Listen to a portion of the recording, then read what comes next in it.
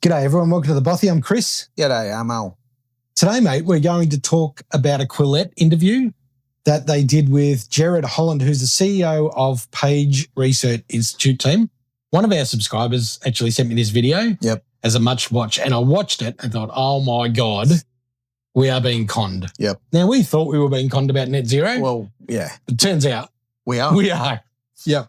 So the Page Research Institute team are a self-described research and debate organisation that is focused on what affects regions and regional Australia. Yep. They work a little hand in hand with the National Party, so they are conservative, and they believe that net zero is failing Australians. Oh, well, we agree with that. We agree. Now, some of the things this guy points out about how big business is controlling the narrative. It's just rotting the system. And the government is just down the rabbit hole. Yep. Can't control themselves is amazing. So what we'll do is we can't play all of the video because it goes for an hour.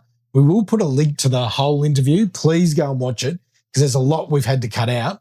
But we'll play a fair chunk of it, and we apologise. It's going to be a fairly long video for us by our standards. Yep. But we'll play bits of the video, then we'll do some commentary about what we just heard, and then we'll push on. So without further ado, here is the video. Today we're talking about something that should be in the news but really isn't, and that's foreign influence in Australia's energy policy. How foreign money, offshore activism and green lobbying have quietly shaped Australia's domestic energy policy. While Australians are grappling with rising power bills and a shrinking manufacturing base, billions are flowing from overseas to push a renewables agenda that's increasingly disconnected from economic and strategic reality. If you care about Australians making decisions for Australians, or the cost of living pressures, or you just want to know who's pulling the strings behind Australia's energy transition, this episode is for you. Gerard, thank you so much for joining me today. Great to be here. I was fascinated by this tweet of yours, which I came across, a piece you'd written for the Daily Telegraph about foreign influence in Australia, essentially overseas actors influencing our native energy policy. Not many people talk about it. Not many people know about it. Could you talk a bit about what's happening, what foreign influence is taking place in Australia's energy market? Yeah, for sure. And thanks for having me on. I think we were saying before the show, I'm a big fan of Quillette. So yeah, it's fun to be here. The snap show notes and the headline figures, we tracked over $108 million that has come in from overseas sources, specifically earmarked to influence the Australian people, to influence our politics and shift our domestic energy policy. And that's just a fraction of what we were able to uncover. Likely that figure is much bigger. But that's what was declared on foreign registers, annual statements, etc., in other countries. So we don't actually know how much money is coming in overseas. And this money has seeded a network of third-party organisations who just in 23-24 raised about $170 million to spend in that election season. And just to sort of put that number into context, that is more than Labor and the Liberal Party spent combined fighting the last election. They both spent between 70 and 75 million each. So these are huge sums of cash that very few people would be aware of. For the context of that article and what sort of sent us trying to track some of these money flows was there's currently a Senate committee inquiry on at the moment on mis and disinformation in Australia's energy and climate debate. And this was kind of a Greens-led committee inquiry with a Labor vice chair. It was basically set up as a hatchet job to try and track down the evil centre-right sort of influencers who are taking this dark money from big fossil. And this is one of the things that's come out from this inquiry is they accuse like the IPA and CIS, I think the two big ones that they wanted to go after. But they have this idea that there must be all this money sloshing about from these big fossil companies. We just have to track it down. Sort of evidence after evidence, they haven't actually been able to find any because the truth is there isn't really any money in this game at all. Like the vast majority of fossil money comes from their export markets. So they're actually not that interested in our domestic energy systems. And when 90% of your revenue comes from selling coal to China, you don't really want to get involved in policy debates of whether to keep Liddell or Eraring open for another couple of years. And so really that money's completely vacated the Australian debate, but we've seen huge amounts of essentially greenwashing money that has come in, which has captured our politics and has sort of driven, whether it's environmental cases or astroturfing grassroots organisations or propping up junk think tanks. And this is what we have been able to find. And so we made a submission that basically tracked down these organizations, we actually uncovered a sort of strategy document from back in 2011 of how they were going to take overseas money. They had initial seed funding from the Rockefeller Foundation and use that to seed a huge nationwide strategy to So who is they? They is John Hepburn, who was the director of Greenpeace Australia at the time, and is now the executive director of the Sunrise Project, who's probably the biggest of these organizations. They brought in about $70 million last year. There's a number of others who fed into this. Get Up, one of the unions, I think it was the Queensland Conservation Foundation. They're quite brazen. They name all of the organizations and who fed into it in the document. Environmental Defender's Office was a big key to their strategy as well. And essentially their plan was to take this money, rinse it through these charities to then distribute to other organizations, but they would hold the central strategy and then use legal cases to increase the costs of projects, to block the social license of these projects, to make them politically toxic to touch, and to erode Australia's social license for coal. And now they're doing the same thing with gas as well. And so we just had to track these people and the organizations they're involved in, and they're all still very active in the space and have more than achieved what they set out to do. It doesn't surprise you, does it? No. Money talks, mate. Yep. And everybody knows that net zero is as much about profit as it is about saving the planet. Of course. It's certainly nothing to do with making our costs lower. No, definitely not. Yeah. Like we spoke about in one of the other shows about a lot of the tech whizzes are now jumping ship from net zero and the big, we're all going to like the warming of the planet. Oh, it's not that bad actually, because they need more power. They can't create enough power from renewables. It just shows you it's all about profit. Yes. It's fantastic that the Greens blew the whistle on themselves. I think that's absolutely brilliant.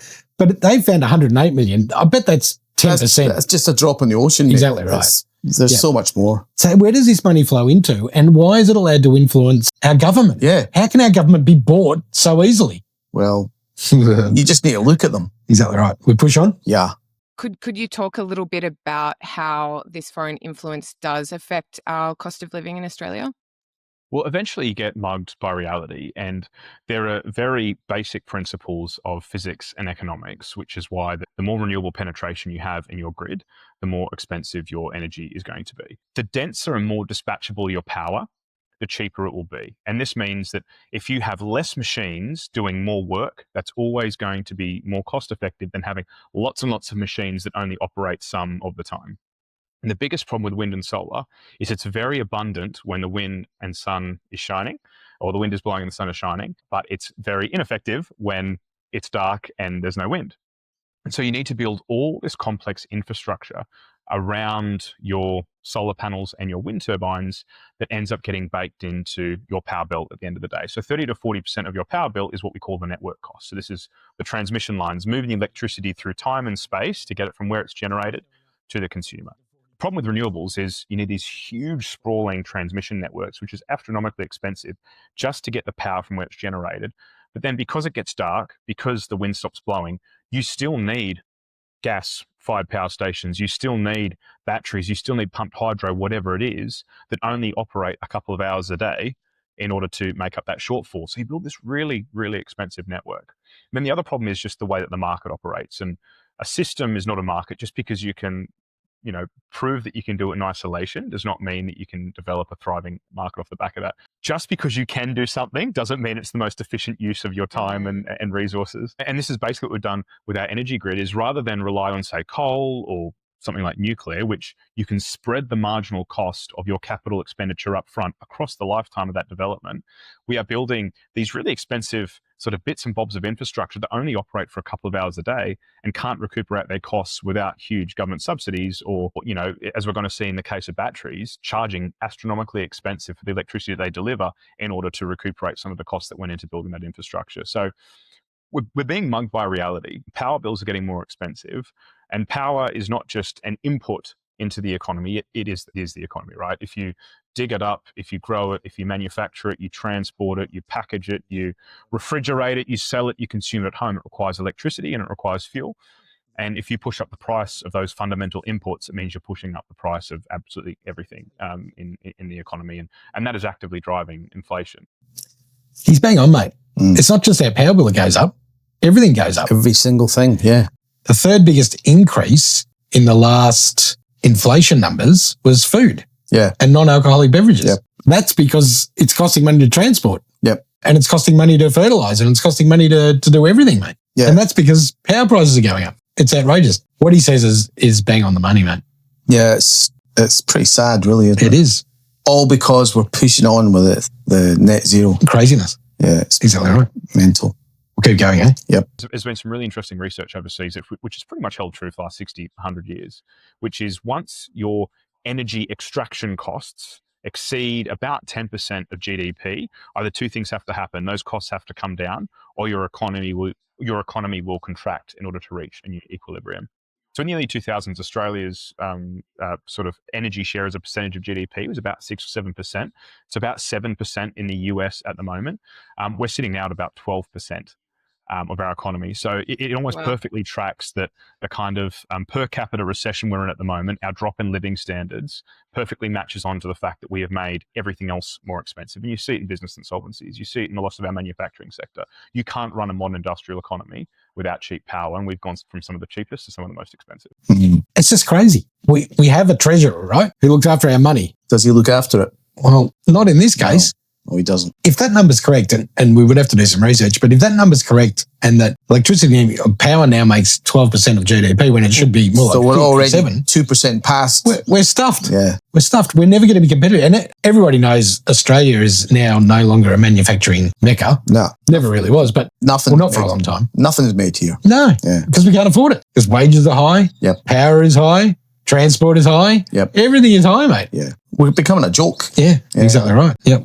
Push on. Is it about degrowth, and are people, as some of these activists, happy that our economy is shrinking? Do they not care if, our population and economy is shrinking? Because no doubt both of those, I mean, in a shrinking economy, people, don't want to be having children. People can't be affording, housing, let alone children. So our population is shrinking.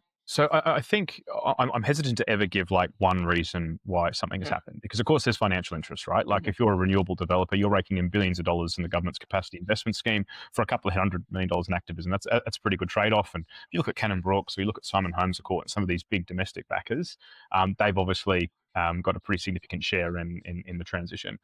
And again, the world was worried about overpopulation, and has led to some really, really disastrous results. I mean, just thinking influence Indira Gandhi and like the sterilization of hundreds of millions of women in India. Of course, the one-child policy in China, which is probably more well-known, and that huge population collapse that they're facing now because they've gotten rid of all their girls. And that thinking still bubbles around today with this feeling that, we have existential climate change. There are too many of us. We consume too much. And so we need a degrowth agenda in order to reach a new equilibrium. But then also, how do we steward our environment in the process? And is there a way to hold those two things in tandem? And my frustration is that a lot of the kind of philosophy around the kind of eco movement, this kind of climate alarmism, is very much an anti-human movement of seeing like humans as like a parasite upon the planet, this kind of poor virgin earth that needs to be protected, completely disregarding that actually nature is pretty harsh and pretty radical and pretty wild, and most of human existence has just been at war with nature to try and survive. We finally industrialized ourselves. Human beings are thriving. We're actually protecting the planet better than we ever have, because you can do that when you're wealthy. Exactly. You can do that when you innovate. And like we're seeing in Australia at the moment, we are actively hurting our own citizens in order to try to please this almost like ideological fixation with Mother Earth, which just doesn't really check out when you look at the raw facts of the way the world operates. We've said it before. Exactly right. Yep. They definitely tried to reduce the numbers. Yep. And now countries are panicking because revenue is down, and they're just immigrating from anywhere and everywhere. Yes. We've gone too far, mate. It's a government. Have we gone beyond the point? It's a government that doesn't know how to govern. And what, Liberal or Labour? No, it doesn't matter. No. They've both stuffed it. Yep. We've become lazy. Yep. We rely on GST, which is a goods and services driven tax, obviously. They're just pulling tax from every time we buy something or use something. Yep. That's where all the government revenue comes from these days. We know we're not making money on gas. Yep. We know we're not making any money really out of our resources. And we're not selling more resources. So we're just relying on people. And if you're relying on people, you've got to bring more people in. Yep. We've become lazy. But the thing is, the likes of a lot of people say to me, oh, well, it's been going on for 100 years, can't do anything about it. Well, not with that attitude. Exactly. You got to stand up and at least be counted. We'll push on, eh? Yep. And do we know who's hurting the most, or what industries are hurting the most from these policies? You know, what types of people, what types of businesses are hurting the most? So, I mean, overwhelmingly, the poorest among us suffer the most. And I guess a little bit of that has been papered over because we've had these kind of redistribution schemes of essentially subsidizing people's power bills. But what people wouldn't see is that because, again, electricity is that fundamental input, it's not just your power bill that you're looking at, but it's baked into the cost of all your goods. So if you're in a wealthy household, right, your power bill probably isn't going to be that much different to a poorer household. You've still got a TV, you've still got a fridge. If anything, your fridge is probably more expensive, so it probably runs more efficiently.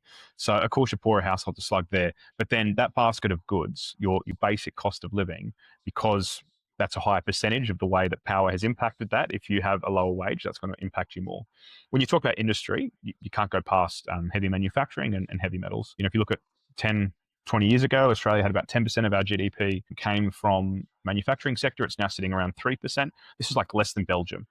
I think Belgium has a higher percentage of their economy comes from manufacturing. When you look at our export and diversity, we're below some sub-Saharan African nations. And as far as what we produce, we basically just like dig up iron ore and coal at the moment. And those other industries that we did have, copper, nickel, aluminium, they're either gone because of high power prices or they're on their way out and are on their last legs and are basically looking for government handouts to keep them going along. So you just can't. You can't make cement, you can't make plastic, you can't make fertilizer, you can't make agri-chemicals, you can't make steel, you can't refine metals, you can't do any of this stuff without cheap and abundant electricity. And I think we're a very urbanized population. A lot of us don't really care, but you might be aware of AI, and there's no AI without cheap and abundant electricity. You know, Elon Musk, for all of his Tesla battery kind of propaganda, he is buying and building gas-fired power stations next to their data centers because they can't get enough electricity. Of course, you know, famously, Google is looking at building small modulars. I think Microsoft is doing the same thing. The rest of the world is thinking, how do we get more cheap, reliable energy? We seem obsessed with making our electricity as expensive and unreliable as possible.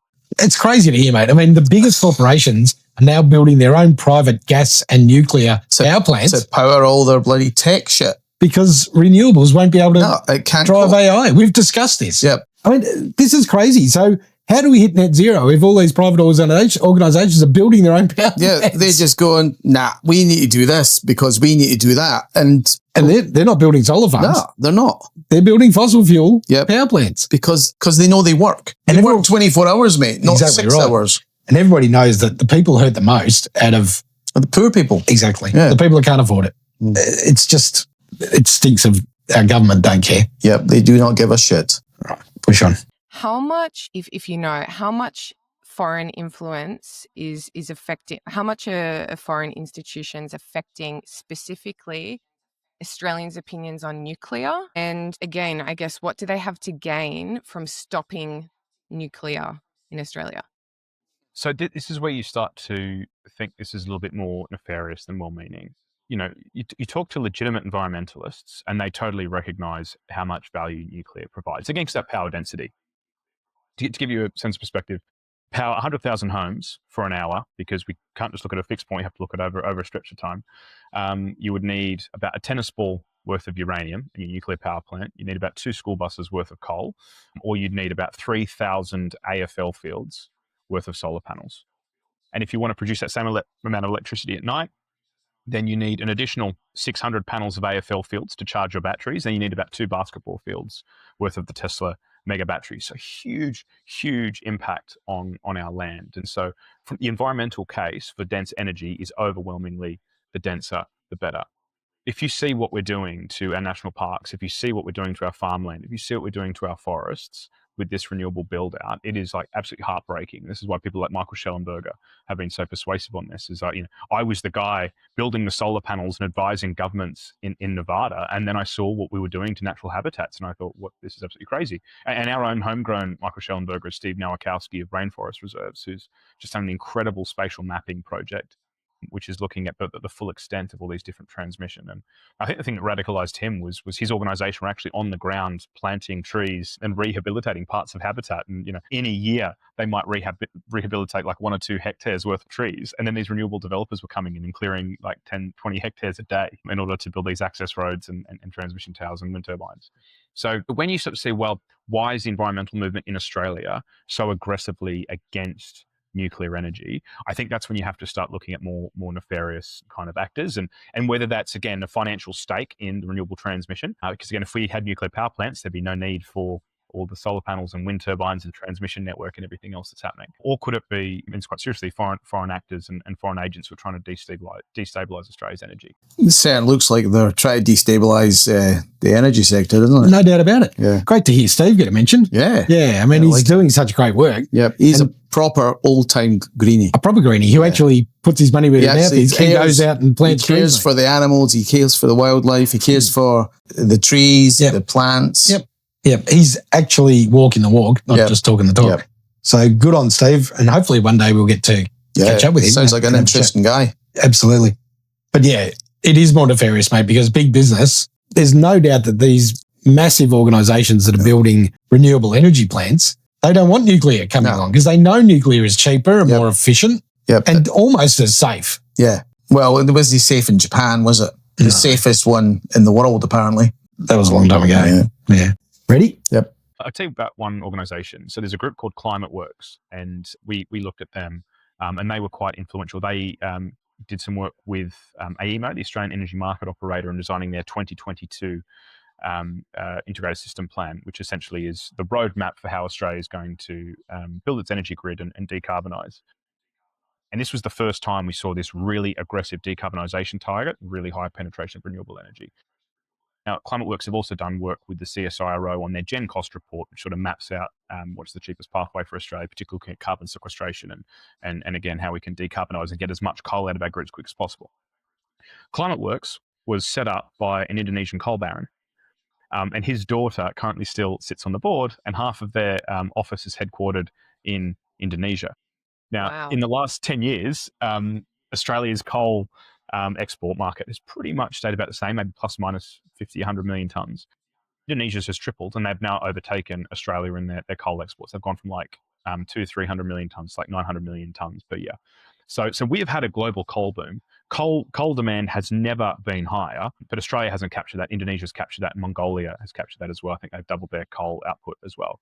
So you start to look, why is an Indonesian coal baron advising Australia's energy grid market operators on how to best decarbonise and remove coal from our domestic energy grid? Like that should be something that people are looking into. And then you look at the other organisations that donate to ClimateWorks, and of course there's a lot of overlap then with the Teals and the Teal independents, and I think a lot of that funding was renewable energy developers who are trying to get some bang for their buck, accelerate the transition. You back these independent Teal climates and you'll get action on climate change. And of course, if we pivot towards nuclear energy and the Liberals are the ones who deliver that strategy, that's not so good for your winning political team. Some two scary things there, mate. What the hell are we doing letting Indonesia or an Indonesian coal baron dictate to us that we should get rid of coal? That is seriously nefarious. It is. What the?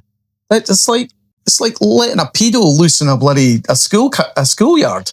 It's ridiculous. We are run by a bunch of 6-year-olds, mate. Oh my God! How can we be this stupid? How can we be this stupid? Do you think they're all taking backhanders? No, they can't all be because it's from side to side. Some of them are genuinely stupid, mate. It is ridiculous. Oh my God! And then they mention Teals. Anyone who votes for a Teal, please don't. Yeah. Are they even worse than the Greens? I think so. Yeah, I think so. The Greens at least think they're doing something good. The Teals aren't about green. They are about climate change. Yeah. That is all they're about. At any cost to anybody. Find a Teal member who's not a millionaire. Yeah. Find one. It's because whatever they do isn't going to affect them. No, exactly right. Push on. Yeah. There's another group, and we referenced them in our Senate submission, called the Smart Energy Council, and this is essentially the peak group. I've heard of them. Lobbyists of renewable projects. This is where the $600 billion figure came out. And this is the irony of this mis and disinformation inquiry. That $600 billion is not only wrong, but you have to completely misunderstand the way that the energy grid is designed in order to get to that figure. So they confused megawatts with megawatt hours. You know, the capacity of electricity you could produce at any given time versus how much you would expect to get over a fixed period of time of dispatchable energy. So that's a fundamental mistake that you would think that the peak renewable body wouldn't get wrong. But then because they've made this mistake and they didn't understand capacity factor versus nameplate capacity, I'll explain that quickly. If I build a gigawatt of solar, and it's only got a 30% capacity factor because you only expect the sun 30% of the time. And then when the sun is shining, you don't always expect it to be giving its total highest volume and output. That means that 1 gigabyte of capacity, you're only expecting it to produce about 300 megawatts at any given time. So because of this, you have to massively overbuild renewables in order to meet our demand.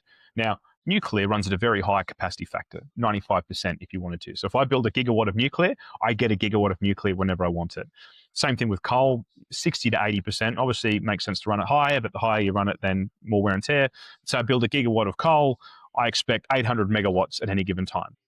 So if I want to get my gigawatt out of solar, I need to build 3 times that, 4 times that. And then that still doesn't get around night times, but that's to get around those capacity factors. Well, because of that, if you want to power the whole of Australia, you need these huge numbers of capacity, like 150, 200 gigawatts of capacity in the grid to be able to provide at any given time a much more modest energy usage. They applied this same multiplying technique to nuclear. So they assume that rather than just matching the nuclear that we would need in country to how much energy demand we have, they assumed that nuclear would be running at like 10, 20% capacity, which is just completely insane. So this is how they come to this astronomical figure of 600 billion, which is just like a blatant lie. And so again, you think, well, there's direct financial interests in making sure that Australia doesn't pivot. And then you've got the energy minister, you've got the prime minister, you've got the ABC, you've got all of the kind of so-called independent influencers. It's really concerning. And I mean, the other organisation, the Australia Institute, they're constantly going on. I know Punters Politics loves to talk about their gas policies. The Australia Institute, they were in this coal document back in 2011. They've been taking money from these organisations. They're in the network. All those same people are at play. They're running the exact same playbook. And they're intentionally lying and misleading about Australia's gas system, who invests in gas and why the prices are what they are. The only reason we're more... Sorry, I'm like ranting at the moment. But it's like, no, you're so excited. The only reason we need so much gas now, and gas is setting the price so much more than it used to, is because we got rid of all our coal and put in all these renewables. So they've created a system that's made us dependent on gas, and they're complaining that gas, which is the only, like, gas sets the price when renewables aren't producing electricity. But it is deliberately misleading in order to destroy the social license of these technologies. Again, is it a degrowth agenda? Is it financial investment in renewables? Is it foreign actors trying to steal our markets? Is it China puppeteering everything, or Russian interference? I don't know, maybe a mixture of all of it. But either way, like, we're not in control, and the people that we rely upon to be making these decisions in our best interests. So they do a report for the CSIRO, who publishes it on behalf of the government. Who are the Commonwealth Scientific Industrial Research Organisation.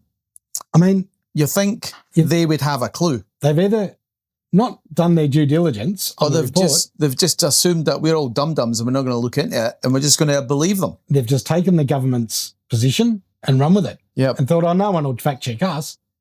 But the thing is, this is something I've heard on Sky News too, same thing. But he's saying it's going to be 3 to 4 times. It's going to be more than that if the sun isn't out. Correct. If it doesn't, like, we've had like shitty days. This is an all right day now, but for the last week, I reckon we would have been lucky if we got like an hour and a half in the whole 24 hours. Yeah. So where does that leave us?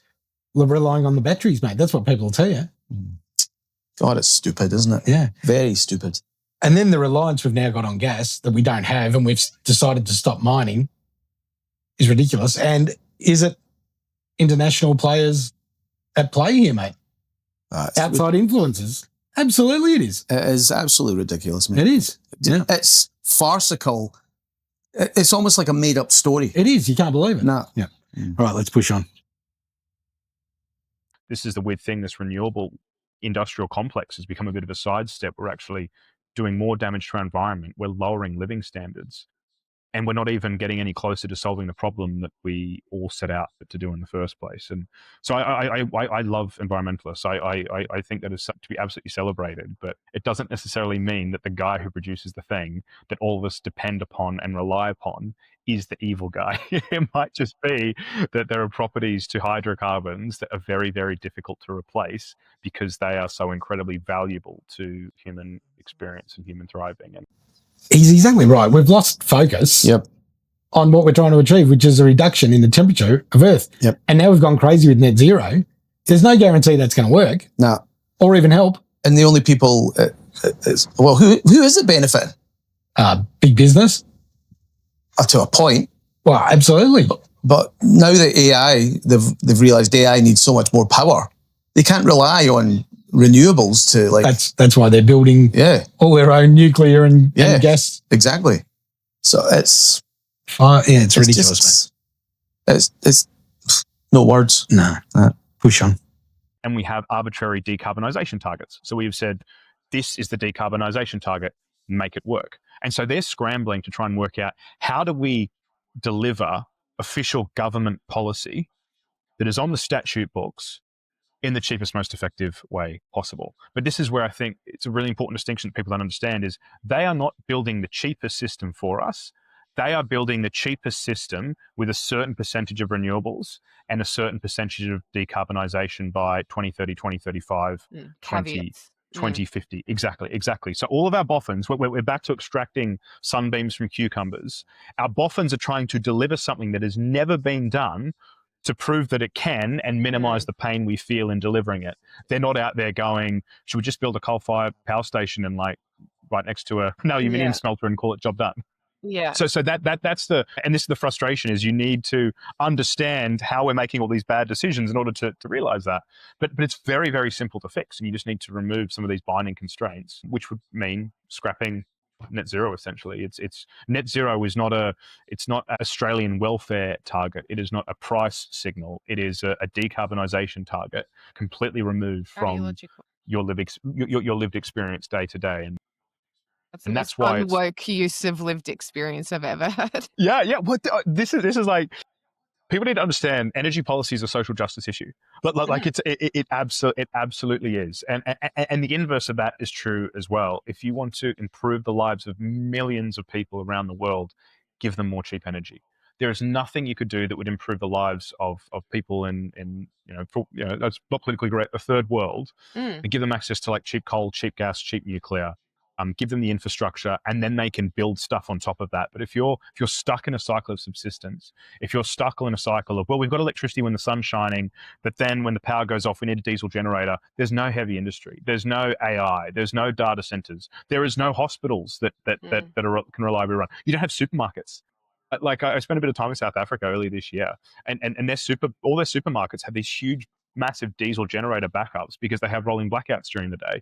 Like, you can't fix the rolling blackouts problems with solar and wind turbines. That's not how the physics of it works. So what he says there's another truth. Somebody or some organisation or the UN, whoever, have picked an arbitrary target, held the world to account through the Paris Agreement, and then they have no responsibility in how we achieve it. That's for all the people to suffer to achieve. This is where net zero is so dangerous.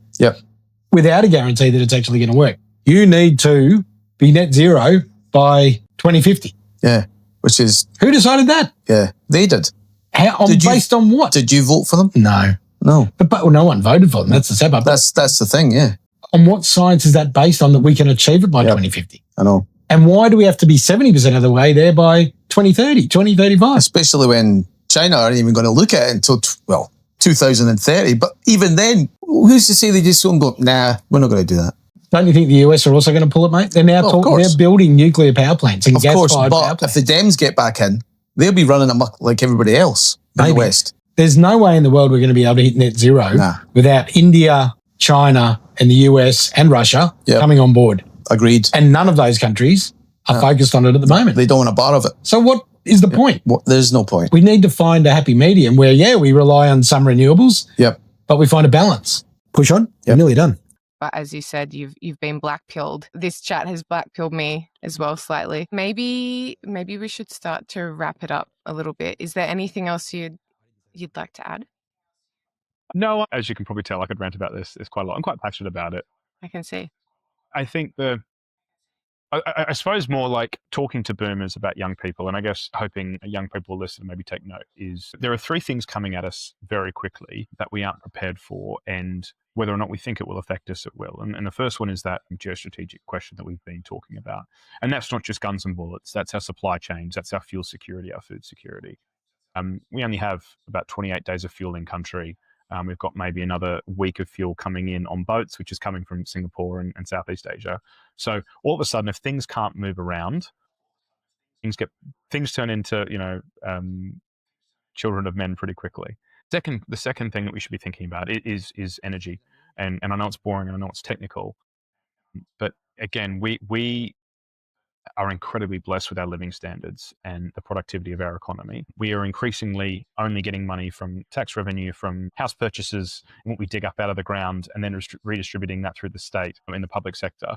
And like that works for a really short period of time, but the amount of debt that we're amassing, the kind of new mercantilism that's emerging geopolitically, and I don't think it's a given that liberal free trade is going to continue in the way that it has been. That will start to mean demonstrable drops in our living standards, more so than we've seen already. And the third one is the demographic issue. We haven't really touched much on migration and some of those issues, but that goes to the heart of the housing crisis. That goes to the heart of the fact that our generation just aren't having kids, and that's a really, really big problem for when we're 40. Mm-hmm. Whether or not we were ever able to buy a house during that time, what will our country be like in 10, 15 years' time? And we haven't got a labour force coming through that's able to do the jobs that need doing. And then you add that the kind of pressures that are coming from, rather than organic growth that comes from a high birth rate, bringing in adults who immediately put pressure on hospitals and infrastructure and roads and more police officers and more teachers. And I get really frustrated. Well, bringing in builders to build more houses, but that means we also need more bus drivers and more everything else. And it's a really, really unsustainable way in order to power an economy. And that's without even getting into some of the kind of cultural stuff that sits underneath that, and how we've never been more atomized. We've never been more polarized. We're increasingly becoming a sectarian society. And again, all the great stuff, rule of law, freedom of speech, liberal democracy, all that stuff that we enjoy disappears really, really quickly if you don't steward it and protect it. I think things are going to get pretty tough. I don't think the answer is in climate alarmism. And I don't think the answer is in sort of a greater redistribution from those who are actually producing the things that our economy relies upon.